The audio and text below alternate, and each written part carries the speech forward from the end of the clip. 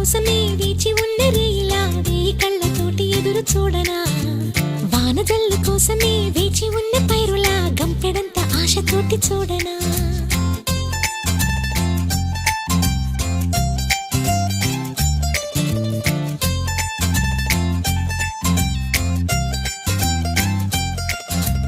జోల పాట కోసం